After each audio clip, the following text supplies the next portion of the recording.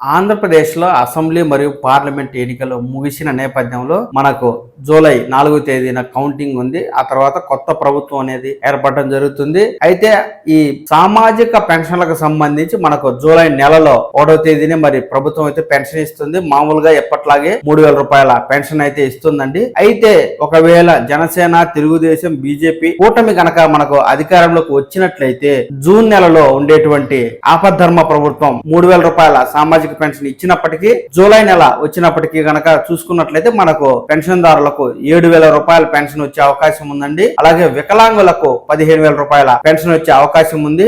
ఎలాగంటే ఇప్పటికే ఈ తెలుగుదేశం కూటమి అధికారంలోకి వస్తే వృద్ధులకు, వికలాంగులకు, వితంతువులకు, ఒంటరి మహిళలకు, బీడీ కార్మికులు, చేనేత కార్మికులు వంటి వారికి నెలకు 4000 రూపాయలు ఇస్తామని, అలాగే వికలాంగులు అయినట్లయితే వారికి 6000 రూపాయల పెన్షన్ ఇస్తామని, అది కూడా ఏప్రిల్ నెల నుంచే ఇస్తామని ప్రస్తుతం ఎన్నికలు జరుగుతున్న నేపథ్యంలో పెన్షన్ అనేది మామూలుగా పంపిణీ జరుగుతూ ఉంది. కనుక కొత్త ప్రభుత్వం ఏర్పడి కూటమి అధికారంలోకి వచ్చినట్లయితే జూలై నెలలో ఏప్రిల్, మే, జూన్ నెల కలిపి అదనంగా 1000 రూపాయలు యాడ్ చేసి జూలై నెలలో ఎవరైతే వృద్ధాప్య పెన్షన్ తీసుకుంటున్నారో వారికి 4000 రూపాయల పెన్షన్ తో పాటు గడిచిపోయిన 3 నెలల పెన్షన్ బకాయిని 3000 రూపాయలు యాడ్ చేసి మొత్తంగా 4000, 3000, 7000 రూపాయలు ఇస్తామని చెప్పి టీడీపీ కూటమి మేనిఫెస్టోలో పెట్టిన నేపథ్యంలో ఎవరైతే వృద్ధాప్య పెన్షన్ తీసుకుంటున్నారో అలాంటి వారికి జూలై నెలలో 7000 రూపాయలు వస్తుందండి. అదే వికలాంగులు చూసుకున్నట్లయితే మనకు వికలాంగులకు కూడా జూలై నెల నుంచి 6000 రూపాయలు చేస్తామని కూటమి హామీ ఇచ్చిన నేపథ్యంలో ఒకవేళ కూటమి గనక అధికారంలోకి వచ్చినట్లయితే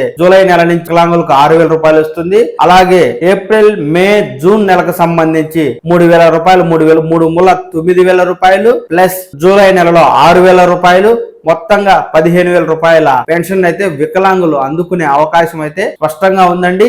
ఇవన్నీ జరగాలంటే తెలుగుదేశం, జనసేన, బీజేపీ కూటమి అధికారంలోకి వచ్చినట్లయితే ఈ పెన్షన్దారులు అందుకుంటారు.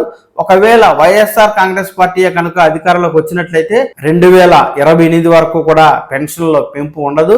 వికలాంగులు కావచ్చు, వృద్ధులు కావచ్చు, ఒంటరి మహిళలు కావచ్చు, ప్రస్తుతం ఏ పెన్షన్ అయితే 3000 రూపాయలు ఉందో ఆ పెన్షన్ కొనసాగుతుంది.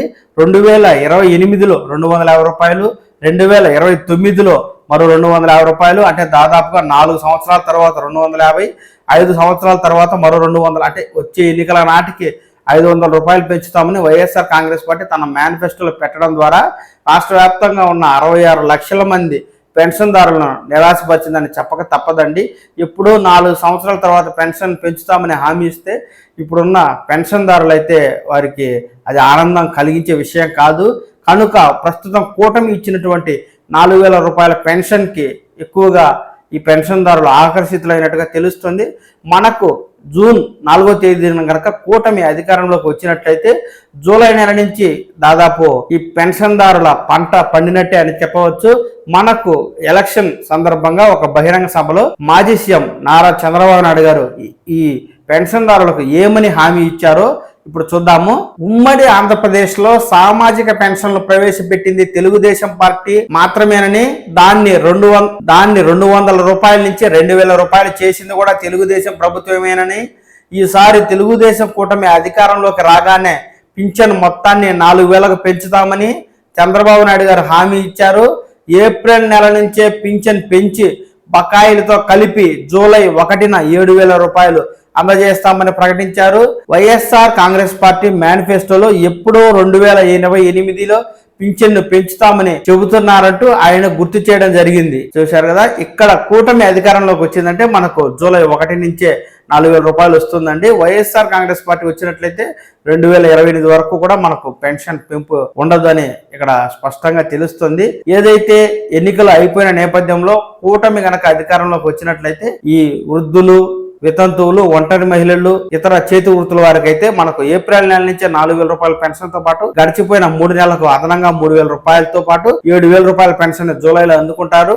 ఎవరైతే వికలాంగులు ఉన్నారో అలాంటి వారు 6000 రూపాయల పెన్షన్ జూలై 1వ తేదీ నుంచి అందుకుంటారండి. అలాగే గడిచిపోయిన 3 నెలలకు 9000 రూపాయలు అదనంగా కలుపుకుని 15000 రూపాయలు అయితే జూలై నెలలో వికలాంగులకు వస్తుంది. వివిధ కారణాల చేత, అంటే వ్యాధుల ద్వారా కావచ్చు, ప్రమాదాల ద్వారా కావచ్చు, పోలియో కావచ్చు, చేతులు కాళ్ళు కోల్పోయినటువంటి వికలాంగులకు నెలకు 15000 రూపాయలు పెన్షన్ ఇస్తామంటూ కూడా ఈ కూటమి అయితే హామీ ఇస్తుంది.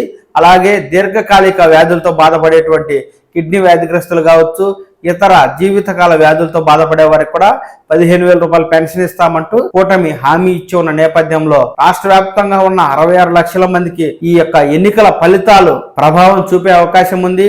కూటమి గనక అధికారంలోకి వచ్చినట్లయితే 66 లక్షల మందికి ఎక్కువ లబ్ధి చేకూరే అవకాశం ఉన్న నేపథ్యంలో మనకు ఎవరు అధికారంలోకి వస్తారనే విషయంపై జూన్ 4వ తేదీన స్పష్టత రానుండి. కూటమి వచ్చినట్లయితే ఈ పెన్షన్దారులకు పంట పండినట్టే అని చెప్పవచ్చు. ఎప్పటికప్పుడు ప్రభుత్వ పథకాలు కావచ్చు, పెన్షన్ సమాచారం కావచ్చు మీరు తెలుసుకోవాలి అనుకుంటే ఈ ఛానల్ని లైక్ చేయండి, షేర్ చేయండి, సబ్స్క్రైబ్ చేయండి. ఎప్పటికప్పుడు తాజా సమాచారాన్ని తెలుసుకోండి.